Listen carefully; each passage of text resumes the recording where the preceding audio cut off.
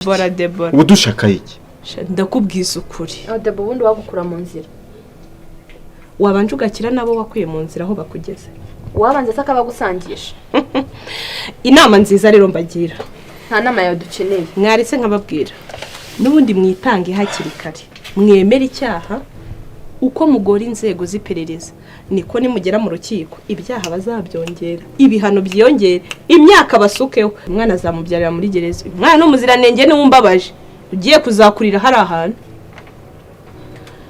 Mwaritse kugora inzego. Reka nkubwire gara niyo ngiye bitanturukaho ngo mbivuge. Ariko nizeye inzego z'iperereza zirakora nazo zizabimenya. Uzabaho amakuru. Oreye uko bareba. Subu nta soni mama mfite. Akundi kuburi marene bigo uburenganzira bwo kwigiraho ibyo ushaka cyangwa kutubwira ubugambo bwose ukeneye. Utugira inama waye tugira utuje nk'umuntu mukuru tuzi. Inama narabagiriye mwanga kwemera murakomeza mukora ikibi. None ikibi cyaraganje nyine bimaze gufata urundi rwego. Sibyo? Ubu waturagura mukanye ibigambo bavugaga byose nabyumvaga ndi muri sa. Nawe ibyo wavugaga nabyumvaga. Ibaza ari nka kamarade ubyumvise.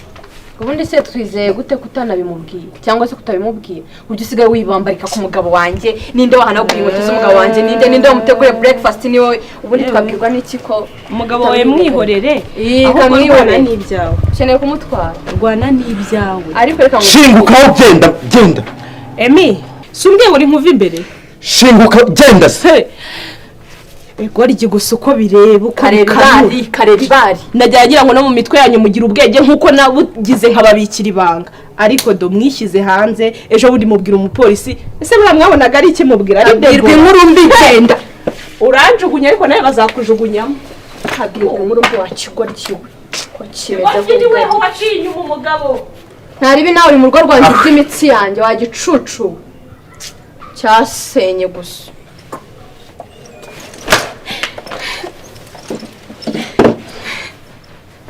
ubundi ibintu birimo kuba nibi ntabwo nzi ibintu birimo kumva. Debora ati nimwitange mwere kurushya inzego uwakoze icyaha wese buriya ntiyagira amahoro noneho cyane icyaha cyo kwica umuntu. Nkwibutsa ukanda subscribe niba ari bugeze hano bwa mbere ubundi ugiye hasi muri comment wandikemo igitekerezo cyawe. Ese intsinzi basi ibyo twari dukeneye yagezweho?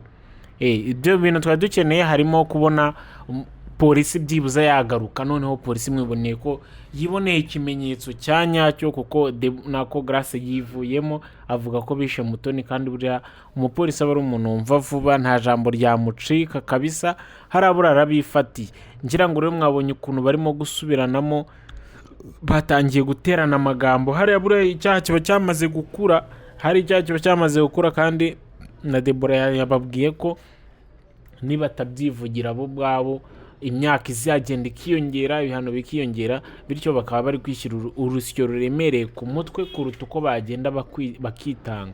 Ati kabone niyo ngewe ntabatanga disi Debora si n'umwana mubi kuko Debora yaza ko umwana mubi ubu ngo baba yarabatanze ubu byararangiye ubu nta n'umwe bukiri hariya. None ati mushaka mwajya kwitanga cyangwa ibyaha bigakomeza bikiyongera dore ko no gucika byarabananiye. Buriya umuntu umaze gukora icyaha cyo kwica umuntu aba afite umuvumo agendana nawo ku buryo nka biriya baba barimo rwose nta kintu bakora ngo bacike hari byarabarangiranye bagomba kuguma hari abagafatwa ko byagenda kose bazajyanwa gufungwa. So urumva ko rero ibintu byambanje ko bibashe kuba byabakomerana bitewe nuko batangiye gusubiranamo ndetse na polisi ikaba yahageze bakaba batangiye kwinyuraguranamo. Mwiyumviye ukuntu witwa Emile yabwiye Grace ati uzongera kuvuga ko ari njye wishe umuntu nyine urwo rutwe nzarumena. Mwabyiyumviye rero ko na Grace nyine yabwiye ati nanjye ntukongere kuvuga ko ari njyewe. Batangiye no gutukana nyine ati ibintu by'uburaya hari ubundi nibyo twashakaga abanyabyaha nk'abariya nta nubwo buriya bakorana ngo birambe.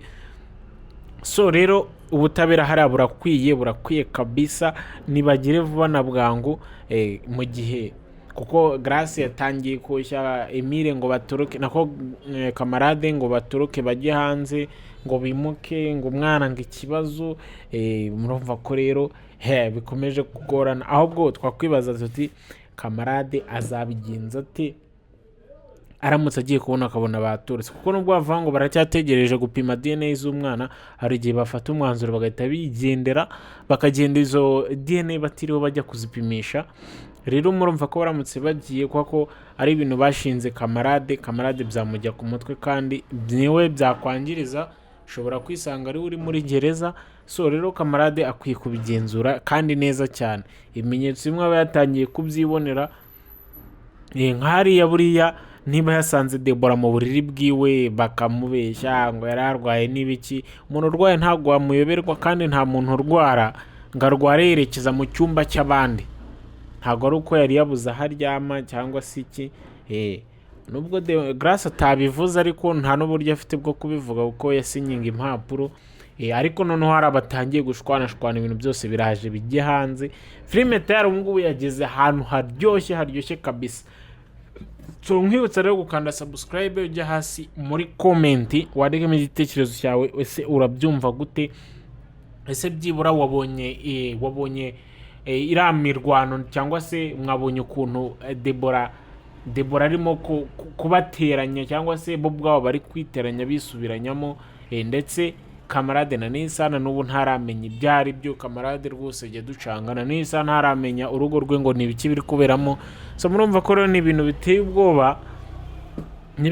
ubwoba, kabisa. Hariya ku muntu witwa Grace na Emile buriya harabibateye ubwoba, buri wese ni ukuryama adasinziriye, nta mutuzo bafite, ahubwo isaha n'isaha buriya wajya ukabona polisi none ije kubashyikira, kuko rega ibimenyetso baba bakeneye n'ibiriya byibuze unabyivugira.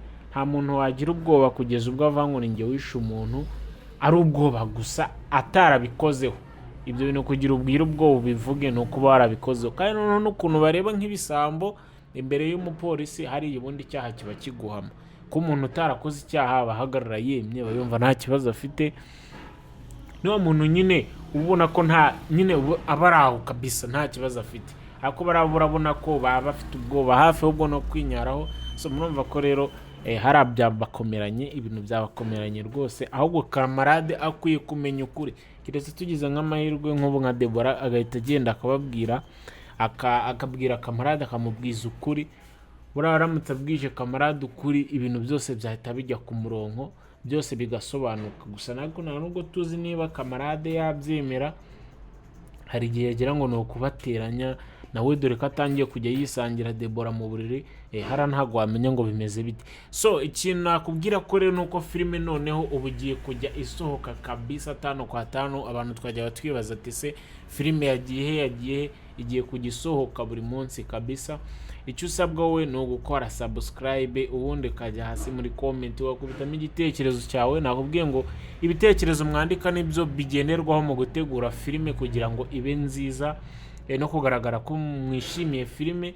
So ubu rero urumva ko ibyo bintu urabisabwa, ugakanda like ndetse ukanasharinga, ubundi tugakomeza ku zindi episode za filime Urwibanga. Filime iri kubice bigacika u Rwanda no mu Burundi kandi ifite n'inyigisho, ni filime nziza cyane twese dukunze.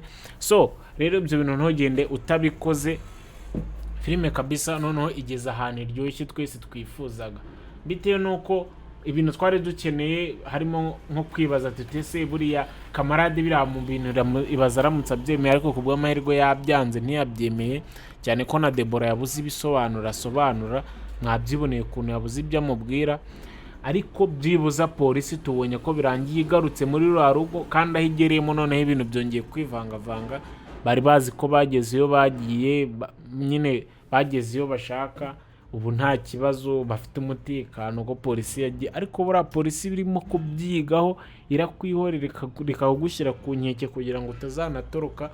Ariko hariya hari ababimenye nda rwose, Grace kubona yakwinyura mate rwose mutore nubwo twishe umuntu, kuko hari ubundi bagushyiraho igitutu iyo ukoze icyaha ugahita ubivuga, tuvuga ati icyaha naragikoze nibyo, uritangira kuvugishwa. Ari byo Grace yakoze, yumvisha bivuze ahita yirukanka, ariko umupolisi waba yaritaye mu gutwi, hari nta jambo na rimwe rijya rimucika, ibintu byose ahita byumva neza cyane.